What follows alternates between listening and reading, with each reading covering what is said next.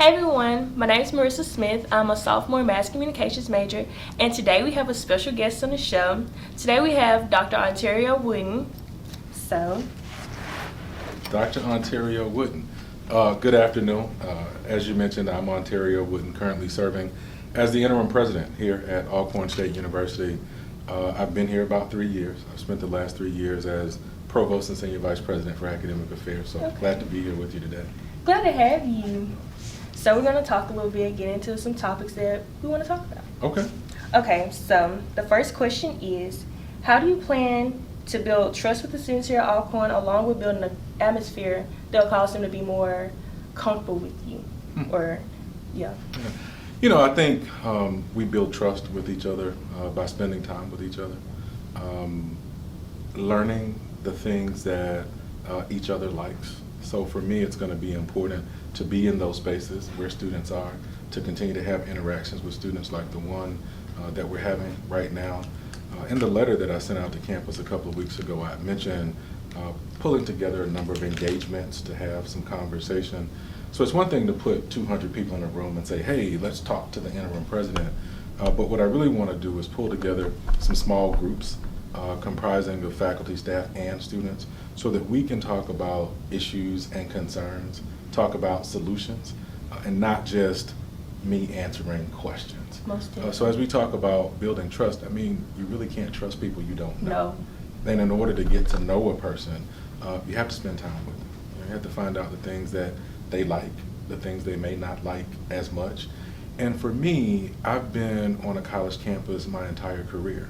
So I went to college as a freshman and I have never left college. And what I notice as I watch students on campus is that the students always look the same, and I'm feeling older, and it's like, wow, I may not know them as much as I thought I did. And so as we talk about building trust, getting to know people, spending time with them, the conversations would be an important first step towards that. Okay. So we're going to go ahead and jump into this. Okay. So multiple sources says that you were considered for a position at Delta State. And if you were, why did you chose to come to Alcorn? All right. I'm still trying to figure out who these multiple sources are. I literally was at home, I think the Saturday after the announcement, and my wife called me and was like, did you see this? So I'd not read any of the articles or anything, and I saw the reference to the multiple sources. I had no idea that I was nominated or was even part of a conversation surrounding Delta State, and I definitely didn't apply for a position at Delta State.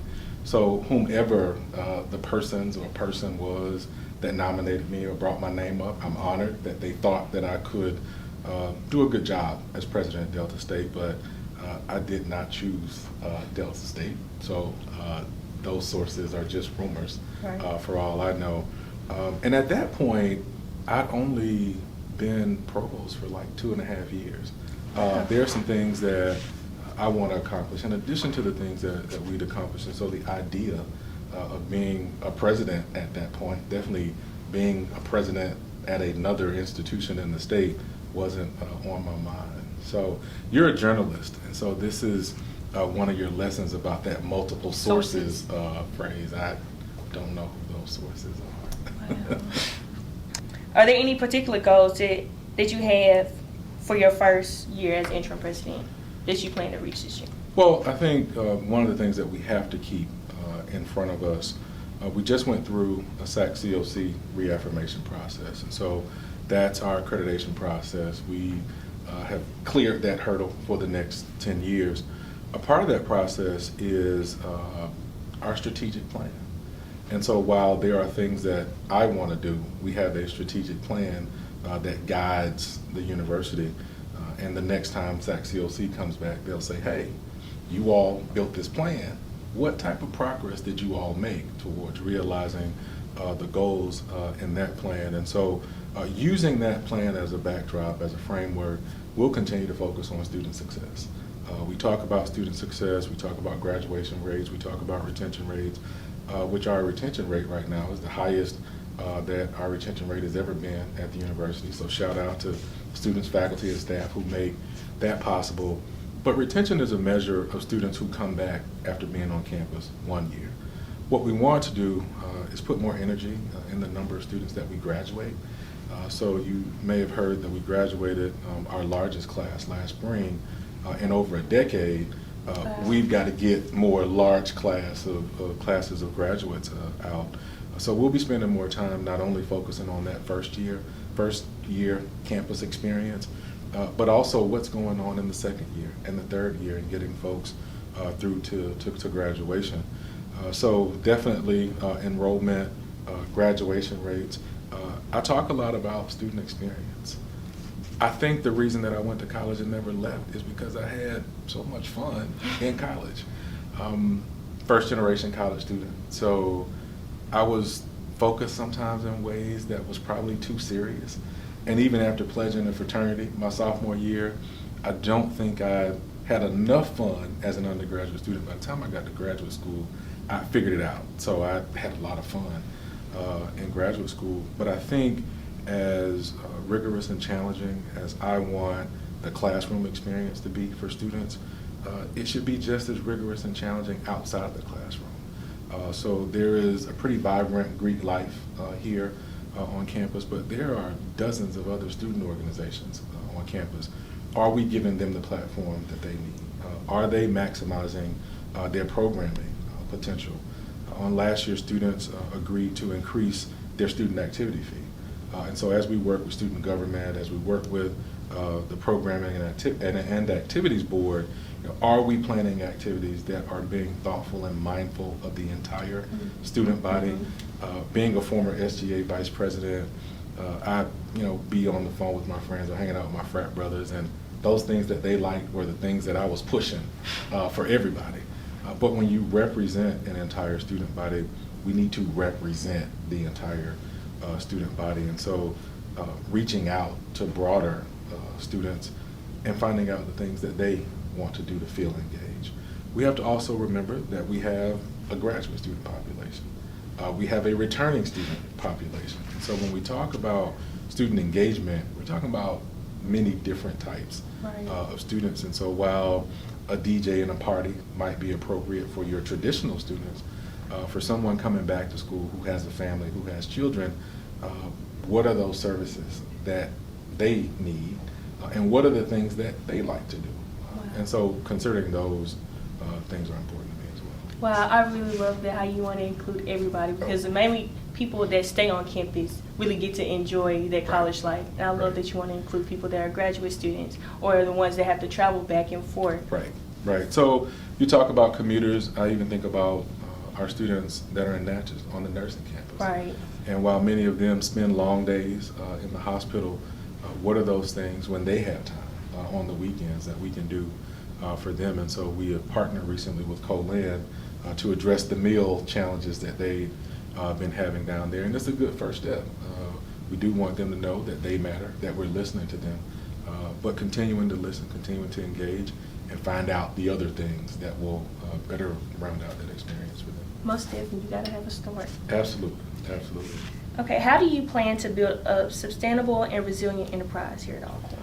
So, as you think about sustaining the enterprise, you got to think long term. One of the things that's really interesting to me, I sign a lot of paper. And, you think to yourself, like, there has to be a way that this process can be automated. And what we did in the provost office, I don't know if you ever had a grade change before, but that process was a stack of paper, and it moved to about 5 or 6 people, had to be signed, so it could be weeks, even a month, before you got a grade change. Working with our friends in IT, we've been able to automate that process, and it's not a paper pen process anymore. It's a few clicks of a button when my computer cooperates, and we move that forward. And so this enterprise, can we automate our travel process? Do we have proper HVAC systems in place so that we can be cool in the summer and warm in the winter? Are we managing the deferred maintenance on the campus as it relates to residence halls? And so I am one of the people, when students go online and complete the complaint portal, that they come to me. And so I get to see the types of things that are important to students. And so there are things like the ones that I just mentioned and others that we need to be working on to ensure, we want to get to the point of being a green campus. And so when you look at the new School of Business building that was just built, being energy efficient and all of those things, but when you have buildings on your campus that have been here since the 1800s, talk about it. Imagine what it takes to do the repair and the renovation on that, and to make those spaces appealing to a contemporary student. So you have alums who honor those spaces and revere those spaces. When 18-year-olds come to this space, it's like, oh, that building doesn't necessarily look like that building. And so finding a way to make sure that these things continue to run so that 10, 15 years down the line, the campus is still here, the campus is still operational. So you walk in, as you drive into the campus, I noticed this morning that the painting on the first water tower seems to be nearing completion. They're putting the Alcorn back on the water tower. Well, when you think about sustaining enterprise, that water tower is important. HVAC, down in nursing, looking at a quote on some HVAC repairs down there, $1 million for one piece of equipment. Oh, wow. And so it's thinking about those things. We talk about having a fun campus, having an engaging campus, the excitement of football, everyone wanting to see the band. Well, there are all these things that are happening in the background, the wastewater treatment plant on the back of campus that we have to think about. So business processes, all of those things is what's going to be necessary in order for Alcorn to be around 150 years from now, so that your great-grandchildren can come back to homecoming. So, most definitely. Yes. Okay, so you spoke about activity on Alcorn's campus. Yes. How do you plan to increase those activities, and what is your vision on Greek life on campus? Your vision for Greek life on campus? I got you. Okay. So what we have to do, I also believe in leadership at all levels. So what you know is that there are several vice presidents, deans, department chairs. In the area of student life, Dr. Cook and his team take the lead on that. And so I mentioned earlier the increase in the student activity fee. That goes a long way in helping to increase the engagement and the activity on campus. I understand from some of the student government leaders, a number of the artists that they wanted to bring to campus are artists that charge 40, 50, 60,000 up to 100,000. I think, what is it, Glorilla? Mm-hmm. I think it was in the six-figure range. Oh, wow. While an artist like Glorilla is not one that you can afford to bring to campus every year, but increasing that fee allows you to look at some other artists that cost a bit more, and you put the university's name up against the popular artists. Students, those enrolled and those who have yet to enroll, say, hey, they're in tune to those things that I'm interested in, those things that excite me, and make them want to come. You talk about the students who live on campus, and so what's the weekend environment like on campus? Right. And so using some of those new resources to create activities on the green, in the student union building, getting the bowling alley up to speed. There are also some renovations going on in the building. And so as you see these things taking place, it's the investment that students have decided to make by increasing the fee, and the university partnering with students to do those things. What are things that we can do with other institutions in the state? So you take the bus maybe to football games that are at Southern, Prairie View, maybe Pine Bluff, but those types of events to keep folks engaged, to keep them somehow connected to the campus. Yeah. Got to get the energy going. Got to. And the energy has to keep going all the way through the end of the final exam period. Yes, and we have to have activities where we'll pull students out of their rooms, because a lot of students feel as if the activities that's being held, they're not really into that. So we have to find activities that entice other students to come out their rooms. Absolutely. And so as I talked earlier about those engagement conversations, Right. It is my hope that students will be forthcoming about what those activities are and what those things are that they like.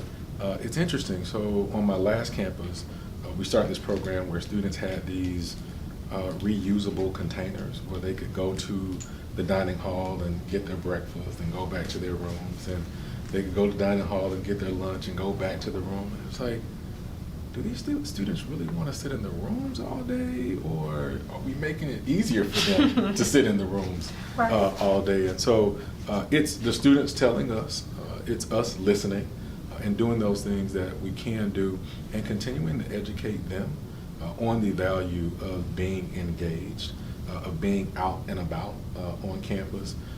And while engagement sometimes looks social, looks like a party, a reunion even, sometimes engagement is getting out of your residence hall and going to a faculty member's office, or going to a common study space in the library or in one of the academic buildings. But it's about getting out and engaging with other students. The college experience is probably one of the last places that we meet like genuine, authentic people and friends. These are people that we keep up with over the course of our lives. My line brothers and I just celebrated 25 years in our fraternity, and that was nurtured by the campus environment. So you mentioned a vision for Greek life. The Greeks have to become a part of that engagement conversation. So there are things that the AKAs will do with the AKAs and that the Kappas will do with the Kappas. But all these organizations talk about being community-based. And so then what's the level of community service and community engagement? They talk about uplift to the race. So what types of things are we doing to educate people about the Black student experience in higher education at HBCUs? I think there are a number of things that we can pull from them, but we've got to spend more time asking and help them, make them feel that we're listening to what they're saying. So we've got to spend a lot of time talking. Getting to know each other. Absolutely, absolutely. Okay. So once you finished here, what's the mark that you want to leave it? What do you want to be known for? So that's something I've been thinking about for the last 2 weeks. Really? I want to be remembered as a person who brought people together. Right now, there are lots of factions. There are students who want what students want. There are faculty who want what faculty want. There are alums who want what alum wants. And I think the best email I've gotten since I've been interim president, it was simply, I think, a line and a half. And it said, congratulations, start repairing relationships between students, faculty, staff, and alums.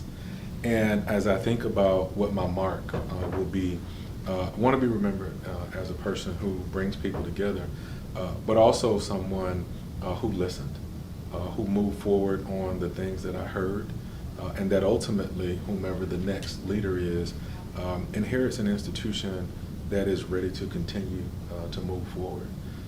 Again, our strategic plan is our guide, whether it's moving forward with this plan, whether it's making adjustments to the plan, but we've got to increase our enrollment. We've got to increase our graduation rates. We've got to keep people engaged, get them excited about being a part of this experience. And so for the folks who work here, whether they're faculty or staff, this isn't about reliving your college experience, but it's about working together to ensure that the experience that you have is partly the experience that you want, and the other part is helping you understand what this experience should be for you. Yes. I like that. Okay, so I really thank you for taking the time out to talk to me, Yes, talk ma'am. to us, get the thoughts of students, what they want to know, which you said we're going to have more conversations. We so are. I can't wait for We are. those. Can't We wait are. for those. We are. And it's been great to meet you, and to talk with you as well. Alcorn can be better. It can. Alcorn will be better. It's going to take all of us being willing to do the work to do better. So I am still humbled by the opportunity to serve as the interim president and pledge to do everything that I can every day to move the university forward. And I'm confident that you're going to help us get Most there. definitely. All right. Thank you. This will not be your last time seeing me. Okay. All right. Well, this concludes our interview with Dr. Wooden. Thank you. Thank you.